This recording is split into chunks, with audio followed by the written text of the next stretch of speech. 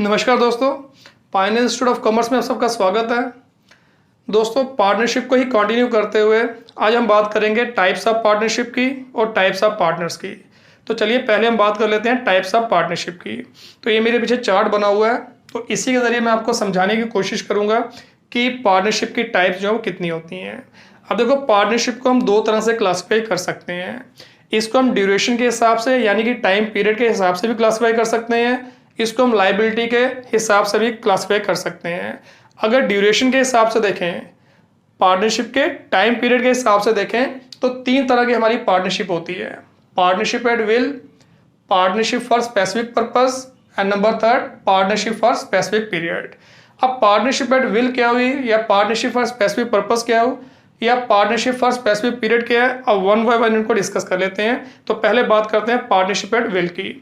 Partnership at will का मतलब हो गया कि कोई भी ऐसी पार्टनरशिप जो पार्टनर्स की विल के ऊपर डिपेंड करती है कि पार्टनरशिप कब तक चलेगी, ये पार्टनर्स की इच्छा के ऊपर डिपेंड करती है। जितने भी पार्टनर्स हैं वो जब तक चाहें इस फर्म को कंटिन्यू कर सकते हैं, इस पार्टनरशिप को कंटिन्यू कर सकते हैं, और जब उनका मन करेगा तो इस पार्टनरशिप को वो यहाँ पे डिसॉल्व कर सकते हैं। ठीक है, तो अब ये पार्टनरशिप कहाँ तक चलेगी, ये प्योरली पार्टनर्स के आपस के रिलेशन के ऊपर डिपेंड करती है। अगर उनके बीच में ट्रस्ट बना रहता है, एक दूसरे को वो फेथ करते हैं, रिलेशन अच्छे रहते हैं, तो ये पार्टनरशिप कंटिन्यू रहती है। और जब उनके बीच के रिलेशन जो है अच्छे नहीं होते हैं, तो कभी भी यहाँ पे इस पार्टनरशिप को जो है वो ख़त्म किया जा सकता है। क्लियर है? तो सारे पार्टनर मिलके कभी भी डिसाइड कर सकते हैं कि भाई अब हमें पार्टनरशिप जो है वो डिसॉल्व कर देनी चाहिए, या कोई भी पार्टनर जो है वो नोटिस देके जो है पार्टनरशिप डिसॉल्व करने को कह सकता है। तो जिसमें यहाँ पे जो है पार्टनर्स की बिल के मुताबिक, पार्टनर्स की विल के ऊपर यहाँ पे पार्टनरशिप की लाइफ डिपेंड करती है, ऐसी पार्टनरशिप को हम बोलते हैं पार्टनरशिप एट विल। ठीक है, नंबर सेकंड, दूसरी partnership for specific purpose. Partnership for specific purpose का मतलब हो गया कि कोई भी ऐसी पार्टनरशिप जिसमें यहाँ पे जो है पार्टनरशिप करने का जो पर्पस है वो स्पेसिफाई किया होता है कि पार्टनरशिप जो है वो किस पर्पस के लिए फॉर्म की गई है, और जैसे ही वो पर्पस पूरा होता है, जैसे वो मकसद पूरा होता है, तो ये पार्टनरशिप जो होती है वो डिसॉल्व हो जाती है। ठीक है, फॉर एग्जांपल जैसे मान लो ए और बी है, इन्होंने कोई बिल्डिंग बनाने का कॉन्ट्रैक्ट लिया। ठीक है, दोनों ने डिसाइड किया कि चलो जी मिलके यहाँ पे जो है इस बिल्डिंग की कंस्ट्रक्शन करेंगे, इसमें इन्वेस्टमेंट करेंगे और इससे होने वाले प्रॉफिट को एग्री रेशो में बांटेंगे। अब इनके बीच में यहाँ पे जो पार्टनरशिप है वो प्योरली बिल्डिंग के कॉन्ट्रैक्ट के लिए है। तो यानी कि इनके बीच का जो पर्पस है उन्होंने स्पेसिफाई किया कि इस बिल्डिंग की कंस्ट्रक्शन के लिए ही उन्होंने पार्टनरशिप की है, और जैसे ही यहाँ पे बिल्डिंग कंप्लीट होगी तो इनके बीच का जो रिलेशन है, इनके बीच का जो पार्टनरशिप है वो डिसॉल्व हो जाएगी। तो जिस पार्टनरशिप में पर्पस स्पेसिफाई किया होता है, पार्टनरशिप का जो मकसद है, ऑब्जेक्टिव है, वो स्पेसिफाई किया होता है, ऐसी पार्टनरशिप को बोलते हैं partnership for specific purpose. Clear है? नंबर थर्ड आ गया partnership for specific period. Partnership for specific period का मतलब हो गया कि कोई भी ऐसी पार्टनरशिप जिसमें उसकी यहाँ पे लाइफ का जो पीरियड है वो स्पेसिफाई किया होता है, यानी कि जिसमें यहाँ पे जो मेंशन होता है कि ये पार्टनरशिप जो है ये कितने सालों तक है या कितने महीनों तक है या कितने दिनों तक है। तो जिसमें यहाँ पे पीरियड स्पेसिफाई किया होता है कि भाई इस डेट तक की ये पार्टनरशिप है, ऐसी पार्टनरशिप को हम बोलते हैं partnership for specific period. Clear है?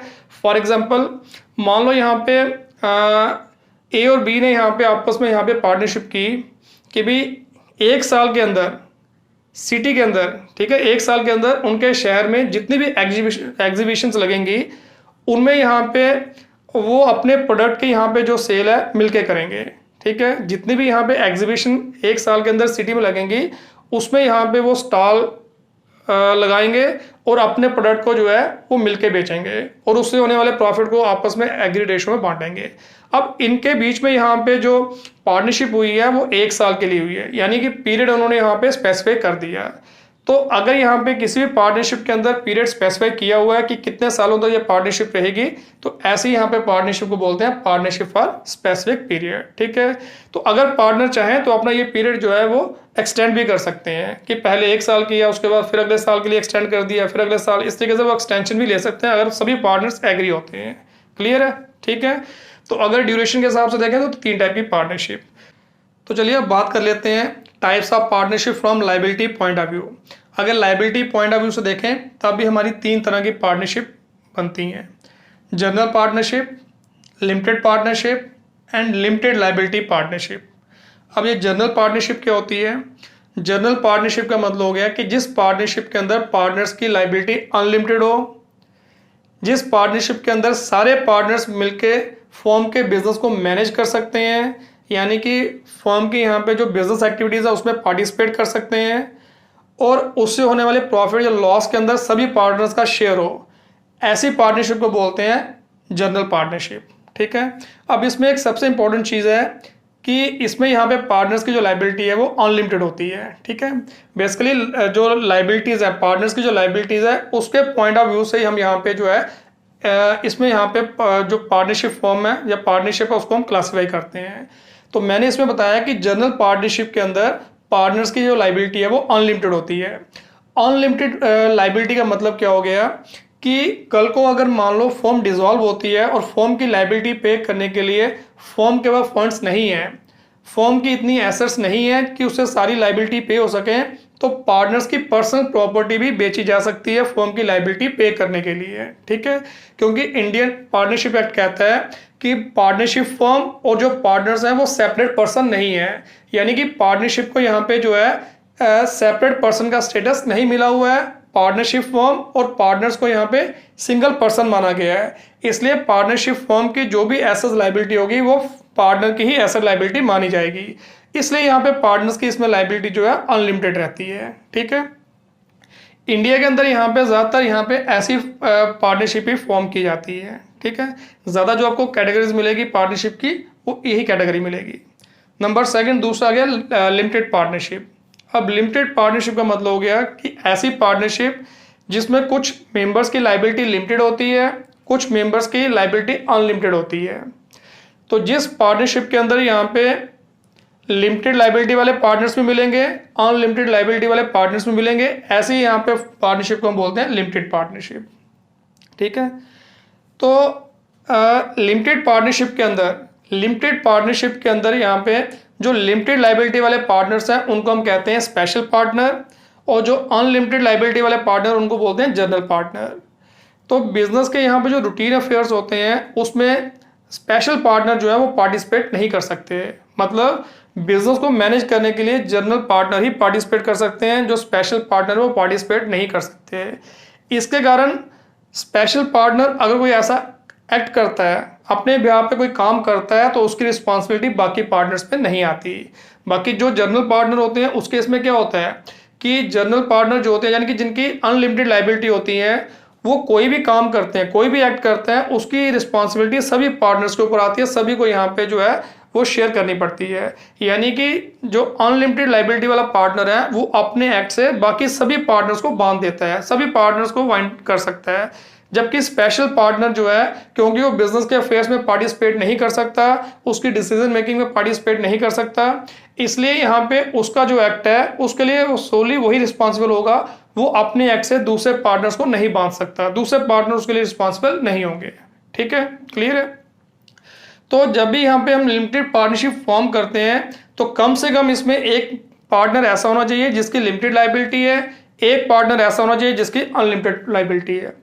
एक से ज़्यादा भी हो सकता है बट कम से कम एक एक पार्टनर तो जरूर होना चाहिए, तभी हम यहाँ पे उस पार्टनरशिप को लिमिटेड पार्टनरशिप कहते हैं। ठीक है। तो लिमिटेड लाइबिलिटी का मतलब ये होता है कि कल को अगर फर्म बंद होती है और फर्म की यहाँ पे लाइबिलिटी पे करने के लिए फर्म के पास एसेट्स नहीं है, तो जो लिमिटेड लाइबिलिटी वाले पार्टनर्स होते हैं उनकी पर्सनल प्रॉपर्टी पे कोई आंच नहीं आती, उनकी यहाँ पे पर्सनल प्रॉपर्टी जो है उसके लिए नहीं बेची जाती। ठीक है, क्योंकि उनकी लाइबिलिटी लिमिटेड है, कहाँ तक, जहाँ तक उन्होंने कैपिटल फर्म के अंदर कंट्रीब्यूट किया है। तो ज़्यादा से ज़्यादा फर्म जो है उनकी कैपिटल को यूज़ करके, जो उनकी कैपिटल का शेयर है वो यूज़ करके अपनी लाइबिलिटी पे कर सकती है, बट उनकी जो पर्सनल प्रॉपर्टी है उसको यहाँ पे सेल नहीं किया जा सकता। ठीक है, इसलिए उनको बोलते हैं लिमिटेड लाइबिलिटी पार्टनर्स, कि उनकी लाइबिलिटी लिमिटेड है, जहां तक उन्होंने फर्म के अंदर इन्वेस्टमेंट की है बस वहीं तक उनकी लाइबिलिटी बनती है, कि कल को अगर फर्म के पास एडिकेट फंड्स नहीं है तो ज़्यादा से ज़्यादा उनकी कैपिटल का पोर्शन जो है वो इस्तेमाल किया जा सकता है फर्म की लाइबिलिटी पे करने के लिए। क्लियर है। ठीक है।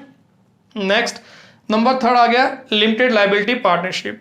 लिमिटेड लाइबिलिटी पार्टनरशिप का मतलब हो गया कि वो पार्टनरशिप जिसमें यहाँ पे सभी पार्टनर्स की लाइबिलिटी जो होती है वो लिमिटेड होती है। ठीक है। ऐसे यहाँ पे जो फॉर्म है इसके लिए यहाँ पे लिमिटेड लाइबिलिटी पार्टनरशिप एक्ट 2008 जो है वो गवर्नमेंट ने फॉर्म किया है।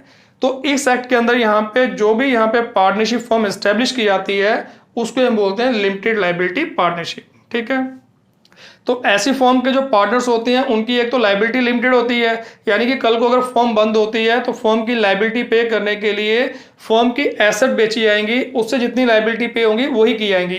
तो जो पार्टनर्स की पर्सनल प्रॉपर्टी है वो यहाँ पे जो है उसके लिए नहीं बेची जा सकती, क्योंकि उनकी लाइबिलिटी लिमिटेड है। जितना उन्होंने फॉर्म के अंदर कंट्रीब्यूट किया, जितनी कैपिटल लगाई है, बस वहीं तक उनकी लाइबिलिटी बनती है। और कल को अगर फॉर्म के पास पैसा है लाइबिलिटी पे करने के लिए नहीं की करने के लिए, तो पार्टनर्स की यहाँ पे पर्सनल रिस्पॉन्सिबिलिटी नहीं बनती। ठीक है, क्लियर है। तो इसमें यहाँ पे सभी पार्टनर्स की यहाँ पे लाइबिलिटी लिमिटेड होती है।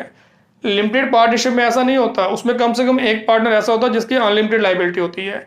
इसमें क्या है, सभी पार्टनर्स की जो लाइबिलिटी है वो लिमिटेड होती है। ठीक है, और इसके ऊपर इंडियन पार्टनरशिप एक्ट 1932 के जो प्रोविजंस हैं वो अप्लाई नहीं होते, क्योंकि इसके लिए यहाँ पे अलग से एक्ट बनाया गया है। उस एक्ट के अंदर ही यहाँ पे जो है लिमिटेड लाइबिलिटी पार्टनरशिप जो है ये फॉर्म की जाती हैं।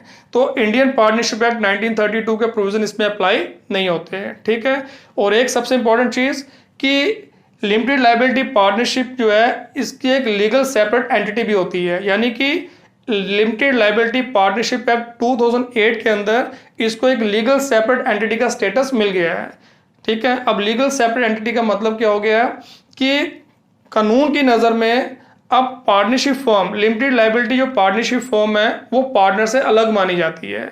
ये मान के चला जाता है जैसे पार्टनर एक सेपरेट पर्सन है, ऐसे ही यहाँ पे जो लिमिटेड लाइबिलिटी पार्टनरशिप फॉर्म है वो भी एक सेपरेट पर्सन है। तो that means limited liability partnership अपने बिहाफ पे ही सारी एक्टिविटी कर सकती है, अपने बिहाफ पे लोगों के साथ वो लेन देन कर सकती है, अपने बिहाफ पे वो एसेट्स एक्वायर कर सकती है, या लाइबिलिटी जो है वो रेज कर सकती है। इसलिए कल को यहाँ पे जितनी भी एसेट्स लाइबिलिटी होती है वो फॉर्म की एसेट लाइबिलिटी मानी जाती है, वो पार्टनर्स की नहीं मानी जाती। इसलिए कल को अगर कोई लाइबिलिटी अराइज होती है तो उसकी पूरी रिस्पॉन्सिबिलिटी पार्टनरशिप फॉर्म में आती है, उसी के एसेट बेच के वो लाइबिलिटी पे की जा सकती है, पार्टनर्स की पर्सनल प्रॉपर्टी नहीं बेची जाती है। ठीक है, तो ये एक इंपॉर्टेंट प्रोविजन है कि लिमिटेड लाइबिलिटी पार्टनरशिप जो है इसमें पार्टनर्स की लाइबिलिटी लिमिटेड होती है। इसको यहाँ पे कानून के तहत लीगल सेपरेट एंटिटी का स्टेटस मिल गया हुआ है। नंबर 3, इसके अलावा इस पार्टनरशिप के ऊपर इंडियन पार्टनरशिप एक्ट 1932 के प्रोविजन अप्लाई नहीं होते। इसके लिए Indian partnership limited liability partnership act 2008 जो है उसके प्रोविजन अप्लाई होते हैं। ठीक है, क्लियर है। तो मेन डिफरेंस इन तीनों में क्या है, पार्टनर्स की लाइबिलिटी। इसमें यहाँ पे पार्टनर्स की जो लाइबिलिटी होती है वो अनलिमिटेड होती है। इसमें कुछ पार्टनर्स की लाइबिलिटी अनलिमिटेड, कुछ की लिमिटेड। कम से कम एक पार्टनर ऐसा होना चाहिए जिसकी लाइबिलिटी लिमिटेड है और एक ऐसा होना चाहिए जिसकी अनलिमिटेड है। इसमें सभी पार्टनर्स की जो लाइबिलिटी होती है वो लिमिटेड होती है। क्लियर है। तो अगर लाइबिलिटी पॉइंट ऑफ व्यू से देखें तो इस तरह की यहाँ पे पार्टनरशिप जो है फॉर्म की जाती है। इंडिया के अंदर 2 ही टाइप की पार्टनरशिप आपको मिलेंगी, या जनरल या limited liability partnership. Limited partnership जो है ये इंडिया के अंदर यहाँ पे जो है फॉर्म नहीं की जाती। क्लियर है, ठीक है। और ये भी यहाँ पे जो पार्टनरशिप है ये 2008 के बाद ही यहाँ पे जो है फॉर्म की जाती हैं। क्लियर है, ठीक है। और जब भी हम पार्टनरशिप की बात करते हैं तो हम जनरल पार्टनरशिप की ही बात करते हैं। जब तक हम यहाँ पे स्पेशली लिमिटेड लाइबिलिटी पार्टनरशिप ना कहें, खाली पार्टनरशिप अगर हम बोलते हैं तो उसका मतलब जनरल पार्टनरशिप से होता है। ठीक है, तो अब हम बात कर लेते हैं टाइप्स ऑफ पार्टनर्स की, कि पार्टनर्स जो है उनकी कितनी टाइप्स हैं। अब देखो, पार्टनर्स को हम यहाँ पे जो है 7 कैटेगरीज में डिवाइड कर सकते हैं। ठीक है, नंबर 1 इसमें आ गया वर्किंग पार्टनर, जिसको हम एक्टिव पार्टनर भी कहते हैं, जिसे हम जनरल पार्टनर भी कहते हैं। वर्किंग पार्टनर का मतलब हो गया वो पार्टनर जो एक्टिवली बिजनेस के अंदर पार्टिसिपेट करता है, यानी कि जो फर्म के बिजनेस को संभालता है, फर्म के बिजनेस को मैनेज करता है, उसकी डे टू डे एक्टिविटी को यहाँ पे जो है एक्टिवली यहाँ पे जो है संभालता है। ऐसे पार्टनर को हम बोलते हैं वर्किंग पार्टनर या एक्टिव पार्टनर या जनरल पार्टनर। ठीक है, क्लियर है। ऐसा पार्टनर जो है अपने एक्ट से यहाँ पे सभी पार्टनर को बाइंड करता है। मतलब वर्किंग पार्टनर फर्म के अंदर यहाँ पे कोई भी काम करता है, कोई भी एक्ट करता है, तो उसकी रिस्पॉन्सिबिलिटी सभी पार्टनर्स पे आती है। ठीक है, सभी पार्टनर्स को यहाँ पे जो है अपने एक्ट के लिए वो बाइंड कर देता है। नंबर 2 दूसरा हो गया स्लीपिंग और डोरमेट पार्टनर। अब स्लीपिंग पार्टनर कौन हुआ? स्लीपिंग पार्टनर का मतलब हो गया वो पार्टनर जो खाली फर्म के अंदर इन्वेस्टमेंट करता है, ठीक है, फर्म के अंदर इन्वेस्टमेंट करता है और प्रॉफिट या लॉस में अपना शेयर लेता है। यानी कि ऐसा पार्टनर बिजनेस के अंदर एक्टिवली पार्टिसिपेट नहीं करता, ये पार्टनर जो है बिजनेस को मैनेज नहीं करता। तो कोई भी ऐसा पार्टनर जो फर्म के लिए कैपिटल इन्वेस्ट करता है और उसमें प्रॉफिट या लॉस का शेयर लेता है, बट यहाँ पे जो है बिजनेस की एक्टिविटी में इन्वॉल्व नहीं होता, उसके लिए अपना टाइम नहीं देता, ऐसे पार्टनर को हम बोलते हैं स्लीपिंग पार्टनर या डोरमेट पार्टनर, ठीक है। क्योंकि कई बार क्या होता है कि कोई व्यक्ति ऐसा भी होता है कि जो फर्म के अंदर यहाँ पे इन्वेस्टमेंट करने का इच्छुक होता है, बट वो यहाँ पे अपना टाइम डिवोट नहीं करना चाहता या वो टाइम डिवोट नहीं कर सकता है, तो उस केस में यहाँ पे जो है वो खाली इन्वेस्टमेंट करता है और फर्म के प्रॉफिट में अपना शेयर लेता है। तो ऐसे पार्टनर को हम क्या बोलेंगे, स्लीपिंग पार्टनर। नंबर थर्ड आ गया नॉमिनल पार्टनर। अब नॉमिनल पार्टनर कौन होता है? नॉमिनल पार्टनर का मतलब हो गया वो पार्टनर जो फर्म को अपना नाम यूज करने के लिए देता है, ना ये फर्म के अंदर इन्वेस्ट करता है, ना इसको प्रॉफिट या लॉस में कोई शेयर मिलता है, खाली अपना नाम यूज करने के लिए यहाँ पे फर्म को देता है ताकि फर्म को इसका बेनिफिट मिल सके। तो ऐसे पार्टनर को हम बोलते हैं नॉमिनल पार्टनर, ठीक है। कहने का मतलब है यहाँ पे कि कई बार क्या होता है कि कोई यहाँ पे मान लो कोई बिजनेस ऑर्गेनाइजेशन जो है वो फॉर्म करता है, पार्टनरशिप फॉर्म करता है, वो कहता है यहाँ पे भी हमारी यहाँ पे ऑर्गेनाइजेशन नहीं है, इसको मार्केट में कोई नहीं जानता, काफ़ी टफ कंपटीशन में फेस करना पड़ेगा, हमें अपनी सेल को इंक्रीज करने के लिए काफ़ी मेहनत करनी पड़ेगी, इवन मार्केट से लोन लेना भी हमारे लिए बड़ा मुश्किल है। बट अगर हमारे साथ कोई यहाँ पे ऐसी पर्सनैलिटी जुड़ जाती है जिसका ऑलरेडी यहाँ पे जो है काफ़ी नाम है, अच्छी गुडविल है, लोग उसको अच्छे तरह से जानते हैं, अगर उस पर्सनैलिटी का नाम हमारे साथ जुड़ जाए, हमारी फर्म के साथ जुड़ जाए, तो हमारी फर्म को काफ़ी फ़ायदा होगा। तो इसके लिए यहाँ पे जो है वो उस व्यक्ति से यहाँ पे रिक्वेस्ट कर सकते हैं कि भाई आप जो है हमारे फर्म के यहाँ पे नॉमिनल पार्टनर बन जाओ, यानी कि नाम के पार्टनर बन जाओ, जिससे हमारी फर्म को जो फ़ायदा होगा, हमें यहाँ पे जो है इतना कंपटीशन फेस नहीं करना पड़ेगा। तो कोई अपना नाम देने को तैयार हो जाता है, अगर वो नाम के तौर पे ही यहाँ पे जो है उस फर्म के साथ जुड़ जाता है, तो ऐसे पार्टनर को हम क्या बोलते हैं, नॉमिनल पार्टनर, ठीक है, क्लियर है। तो अब आप कहोगे कि भाई ना इसको प्रॉफिट में शेयर मिलता है, फिर यहाँ पे जो है ये पार्टनर बनने को तैयार क्यों होता है? अब देखो यहाँ पे बेशक यहाँ पे खाली ये नाम यूज़ करने के लिए देता है, ठीक है, अपना नाम यूज़ करने के लिए देता है, बट कोई ना कोई कंसिडरेशन जो है वो फिक्स कर सकता है अपना नाम देने के बदले में। हो सकता है यहाँ पे ये किसी की हेल्प करना चाहता है, उसके लिए अपना नाम यूज़ करने के लिए दे सकता है, या किसी फिक्स कंसिडरेशन के बदले में यहाँ पे जो है ये अपना नाम यूज़ करने के लिए दे सकता है। तो नॉमिनल पार्टनर की जो लाइबिलिटी है वो भी अनलिमिटेड होती है, ठीक है, जैसे इनकी लाइबिलिटी अनलिमिटेड है, वर्किंग पार्टनर की लाइबिलिटी भी अनलिमिटेड होती है, स्लीपिंग पार्टनर की लाइबिलिटी भी अनलिमिटेड होती है, कि यानी कि इनकी पर्सनल प्रॉपर्टी भी बेचनी पड़ सकती है फर्म की लाइबिलिटी पे करने के लिए। सेम केस नॉमिनल पार्टनर के भी केस में होता है कि बेशक नॉमिनल पार्टनर जो है वो कैपिटल कंट्रीब्यूट नहीं करता, प्रॉफिट या लॉस में उसको शेयर नहीं मिलता, बट फिर भी उसकी लाइबिलिटी अनलिमिटेड होती है कि कल को अगर फर्म के पास पैसा नहीं है लाइबिलिटी पे करने के लिए और फर्म बंद हो रही है, तो इसको यहाँ पे अपनी पर्सनल प्रॉपर्टी में से यहाँ पे जो है फर्म की लाइबिलिटी पे करनी पड़ सकती है। क्योंकि जिन लोगों ने यहाँ पे फर्म को क्रेडिट दिया होगा वो ये कह सकते हैं भाई हमने तो यहाँ पे इनके नाम को देख के ही यहाँ पे इस फर्म को क्रेडिट दिया है, क्योंकि इस व्यक्ति का नाम इस फर्म के साथ अटैच है और इसकी काफ़ी अच्छी गुडविल थी, रेपुटेशन है, जिसके चलते हमने फर्म को क्रेडिट दिया है, तो इसलिए यहाँ पे इसकी भी रिस्पॉन्सिबिलिटी बनती है कि ये फर्म की लाइबिलिटी पे करे। तो याद रखना कि नॉमिनल पार्टनर जो है बेशक यहाँ पे वो फर्म के अंदर कोई कंट्रीब्यूशन नहीं करता, कैपिटल के अंदर प्रॉफिट या लॉस नहीं लेता, बट उसकी जो लाइबिलिटी है फिर भी अनलिमिटेड रहती है, ठीक है। नेक्स्ट आ गया partner in profit. Partner in profit का मतलब हो गया कि कोई भी ऐसा पार्टनर अगर फर्म के अंदर एडमिट होता है जिसको खाली प्रॉफिट में ही शेयर दिया जाता है, पैसा इन्वेस्ट करता है और जो भी यहाँ पे फर्म का प्रॉफिट है खाली उसी में उसका शेयर होता है, कल को अगर फर्म कोई लॉस वगैरह इनकट करती है उसमें उसका कोई शेयर नहीं होता। तो कोई भी ऐसा पार्टनर जो फर्म में प्रॉफिट के लिए ही एडमिट होता है उसको हम बोलते हैं पार्टनर इन प्रॉफिट, ठीक है। तो ये टर्म्स एंड कंडीशन पे डिपेंड करता है। कई बार हम कोई ऐसा व्यक्ति भी यहाँ पे फर्म के अंदर एडमिट कर लेते हैं जिसको यहाँ पे खाली प्रॉफिट में ही पार्टनर रखा जाता है, लॉस में उसका कोई शेयर नहीं रखा जाता है, ठीक है। ये उनके आपस की टर्म्स एंड कंडीशन पे डिपेंड करते हैं। नेक्स्ट आ गया पार्टनर्स बाय स्टेपल और होल्डिंग आउट पार्टनर।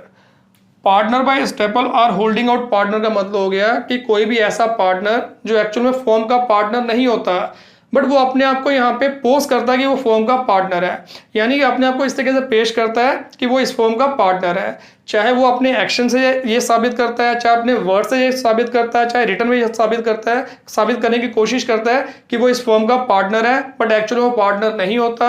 ऐसे पार्टनर को बोलते हैं पार्टनर बाय एस्टॉपल और होल्डिंग आउट पार्टनर। ठीक है, तो ऐसा पार्टनर जो है ना ये फर्म के अंदर कैपिटल कंट्रीब्यूट करता है, ना इसका प्रॉफिट या लॉस में कोई शेयर होता है, बट इसकी भी यहाँ पे अनलिमिटेड लाइबिलिटी होती है कि कल को अगर फर्म जो है वो लाइबिलिटी अगर पे करने की पोजीशन में नहीं है तो इसको यहाँ पे वो लाइबिलिटी पे करनी पड़ सकती है, क्योंकि इसका भी सेम वही केस है जो नॉमिनल पार्टनर वाला है। ठीक है, तो ये भी किसी की हेल्प करने के लिए या किसी को प्रमोट करने के लिए जो है ये पोस्ट कर सकता है पब्लिक के आगे कि मैं इस फर्म का पार्टनर हूँ।